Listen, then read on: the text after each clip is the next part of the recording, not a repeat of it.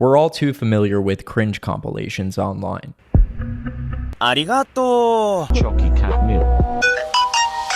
But the worst type of cringe compilations can't be found on YouTube or TikTok. They're the ones inside your own head, endlessly looping highlight reels of your most embarrassing moments, meticulously curated by your own brain to keep you tossing and turning in bed at 2 a.m. It's like being trapped in your own personal hell, a private screening room with all your mistakes and social misfires on display in the form of unrelenting intrusive thoughts. Everyone knows what that kind of cringe feels like. Piece of shit. Now imagine it's not just you in that screening room. It's the entire internet.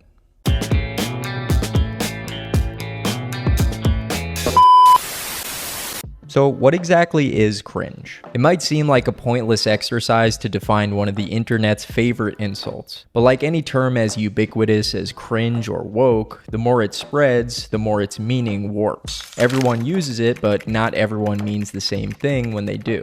But to me, cringe is more than just secondhand embarrassment. It's more than just a visceral reaction to the humiliation of a stranger. In actuality, cringe is a deeply human and empathetic response to watching someone fail and fail publicly, because we all know what that kind of failure feels like. When we see it happen to someone else, we feel it happening to ourselves. And although it might seem like cringe is rooted in superiority or condescension, it's actually rooted in projection. When we witness someone else's public embarrassment, our brains quietly remind us of the times we've been in that person's shoes, and we respond viscerally by cringing.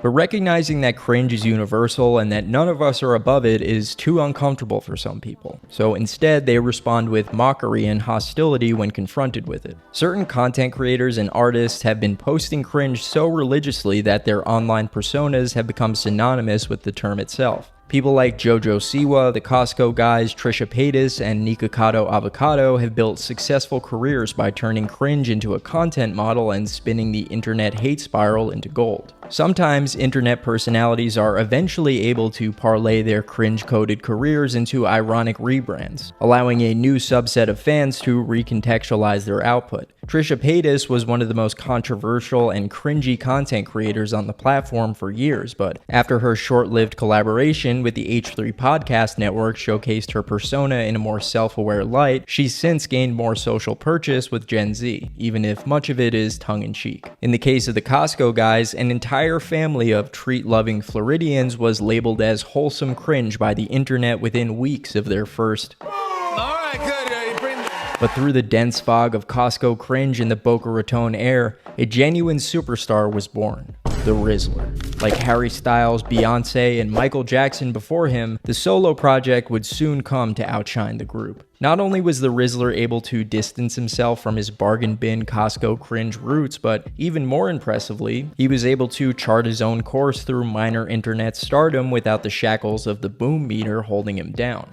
But outside of a few rare redemption arcs in the court of cringe, most people branded with the label never get a chance to shake it off. Cringe sticks, and oftentimes the more you try to prove you're not cringe, the more convinced people become that you most certainly are. In fact, for many, cringe is so unforgivable that they'd sooner absolve someone who's committed an actual crime over someone who committed the cardinal internet sin of being unbearably, inescapably cringe. If the public is almost always uncompromising with cringe, it tends to be a bit more lenient with crime. But of course, that leniency doesn't extend to all crime all the time. For instance, you're not going to see Twitter or Reddit chomping at the bit to forgive Diddy or Weinstein anytime soon, but for less extreme offenders, wiggle room is often granted with time. Careers bounce back, headlines fade, and eventually the internet moves on. In 2009, Chris Brown sent shockwaves through the world when disturbing images of his assault on then-girlfriend Rihanna were made public. The case was so high-profile and horrific that it made him persona non grata overnight. But just 18 short months later, he was already crawling his way back toward relevance, and eventually, forgiveness. In 2017, Louis C.K. was accused of sexual misconduct by multiple female comedians during the first wave of Me Too allegations. Louis claimed he never engaged in lewd acts without consent, a fact never disputed by his accusers, but the situation did spark heated conversations about power dynamics, especially between entertainers at varying levels of the Hollywood hierarchy. While there's no denying his transgressions were significantly less monstrous than the likes of Spacey or Weinstein, the industry's response was swift and unforgiving nonetheless, as Louis had his new film pulled, future projects cancelled, and his public image decimated. But somewhat miraculously, within the span of a few years, Louis was back on the arena circuit, selling out Madison Square Garden, and even winning a Grammy. But sometimes a public figure is so universally admired that even a genuinely heinous crime barely makes a dent in their reputation. In 2003, Kobe Bryant was accused of SA. A trial date was set, but during jury selection, the accuser informed authorities she could no longer participate, and the case was dismissed. The following year, a civil suit was settled out of court, with Kobe reportedly paying $2.5 million in damages. Though the story resurfaced from time to time, especially during the height of the Me Too movement, it never seriously threatened his status. From 2005 until his tragic death in 2020, Kobe remained one of the most idolized and revered figures in the sports world. So why is it that high-profile celebrity crime is often greeted with an eventual second chance while cringe is career suicide? It's because to most people, crime feels like a distant abstraction. We can look at the illegal actions of celebrities and think, I would never do something like that. While we might condemn initially, we'll end up compartmentalizing eventually. Outrage will flare in the moment, but with time, it fades. Because most crime doesn't feel relatable to us. We don't see ourselves in it. Cringe, on the other hand, is almost too relatable. Watching cringe content is like looking into a mirror that only reflects back you at your most insecure and vulnerable. We might not like to admit it, but when we see JoJo Siwa performing, we don't only see her. We see the 10th grade talent show performance we bombed, or the time we tried and failed to reinvent ourselves aesthetically. To forgive JoJo for being cringe, we'd first have to forgive ourselves. But as a wise aunt from a superhero film trilogy once said, "You start by doing the hardest thing. You forgive yourself." But sadly, a lot of us never do. And in other cases, criminality can actually be a boon to a celebrity's public standing. However, not with people like Chris Brown or Kobe Bryant, because no matter how much Sean Connery would like to claim otherwise, you said you don't do it with a clenched fist, it's better to do it with an open hand. Yeah, remember that? Yeah. Yeah. And I didn't love that. I haven't changed my opinion. violence against women was never cool. But the sort of low-stakes law-breaking we see from people like Justin Bieber, young Robert Downey Jr., and a slew of famous rappers is a different animal entirely. When spun the right way, that kind of bad behavior doesn't tank a career, but instead, it builds mystique. Because so much of a celebrity's relevance hinges on cool factor. And if a sprinkling of high-profile delinquency can make them seem rebellious, untouchable, or exciting, a little bit of crime can go a long way in keeping them in the public eye. Many of us like to live vicariously through the public figures we admire, and not only through their achievements, but through the risque things they're able to get away with. That kind of live fast, die young lifestyle can be very appealing and aspirational to those of us toiling away at dead-end 9-to-5s. But since cringe is antithetical to cool, cringe behavior can stop that fantasy of vicarious living dead in its tracks. If the celebrity we admire starts posting cringe, not only will they definitely lose subscriber, but they might also start reminding us of getting reamed out by our bosses instead of sticking it to them like they used to. Ultimately, low-stakes criminality can add flavor to a celebrity's mythos, making them feel bold, untamed, and larger than life. Cringe does the opposite. It shrinks them. It makes them feel small, familiar, and worst of all, uncool. One gives us a guilty pleasure fantasy to daydream about, while the other reminds us of everything we've tried to forget about ourselves.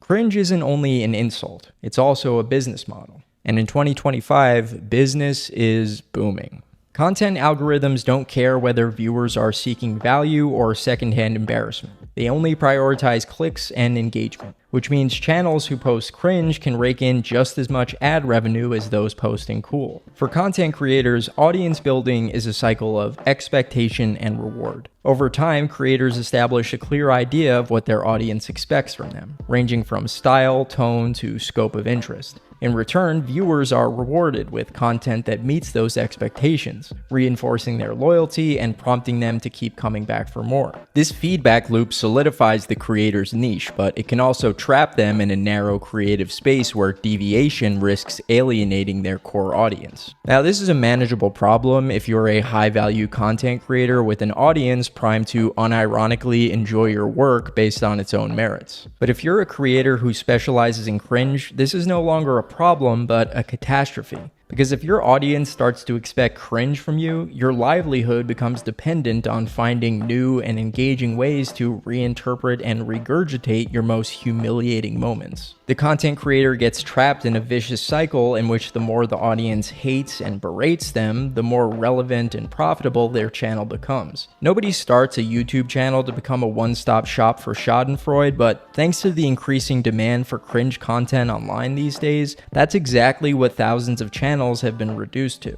This is the point where cringe content stops being a stylistic choice and instead becomes an inescapable identity. When the algorithm rewards you for performatively reimagining your worst moments, you become what the internet has coined as a lolcow, or someone whose constant public misfortune has been repackaged as a source of derisive communal entertainment for all. Nikocado Avocado is one of the most infamous lolcows in YouTube history. What started as a relatively wholesome vegan mukbang channel eventually devolved into a years-long spiral of chaos, binge eating, and performative breakdowns, all mainlined to a massive audience that couldn't look away from the cringe. He monetized his own deterioration to the tune of millions, becoming a punchline for the YouTube community to dunk on and gawk at. Recently though, Nikocado has been on something of a redemption arc, turning his 250-pound weight loss journey into a social experiment about the internet's toxic relationship with spectacle, which of course is admirable, but there's something undeniably sad about someone being forced to turn their entire life into a meta-narrative to finally escape the cringe economy. Boogie2988 was one of the most respected and level-headed YouTubers on the platform in the mid-2010s. His measured demeanor and rational sensibilities served as a much-needed bastion of empathy during one of YouTube's most toxic and tumultuous eras. But slowly but surely, through habitual oversharing, controversial comments, and an increasing desperation for relevance, Boogie became less of YouTube's wise old uncle and more of its hollowed-out punching bag.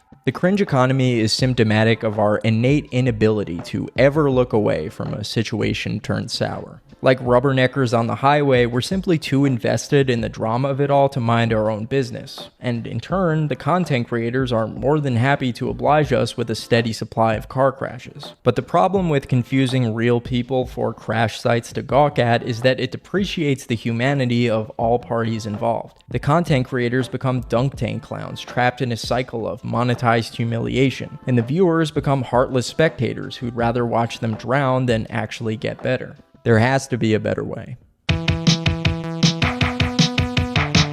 I know it can be very cathartic to call things cringe, but before you comment that on this video, for example, just hear me out for a second. What if we actually gained by making cringe the internet's biggest crime? Millions of people too terrified of humiliation to genuinely express themselves? A flood of homogenous, boring content that offends no one and says nothing? A toxic culture of content consumption that incentivizes spectacle over sincerity? When we over-police cringe, we create a culture devoid of authenticity. Putting ourselves out there is hard enough when the main fear is algorithmic rejection. But adding mass-scale cyber humiliation into the mix makes it downright impossible for most people. The scarlet lettering of cringe has resulted in a far less open, honest, and engaging internet landscape. Because if we don't allow the space for people to be embarrassing, we don't allow the space for growth. And in the process, we lose out on the potential for greatness. Artistic integrity becomes less important than shielding ourselves from pain. Because in order to be an artist, or even a fully realized person, you have to risk being cringe. And if we're all running around pretending we've never humiliated ourselves, self-actualization becomes even more punishing for anyone on the lifelong path of trying to achieve it. Trying is terrifying, but it's infinitely more admirable than sitting on the sidelines being the boy who cried cringe. And I'm don't know about you, but I would much rather surround myself with those who risk humiliation yet try anyways than those who cut others down before trying themselves. We can't control how much we see ourselves in cringe. We always will. But what we can control is how we respond to it. No matter how much we'd like for it not to be, cringe is an integral part of what it means to be human. So instead of meeting it with scorn, maybe it's time we started recognizing it for what it actually is. Irrefutable proof that someone was brave enough to try.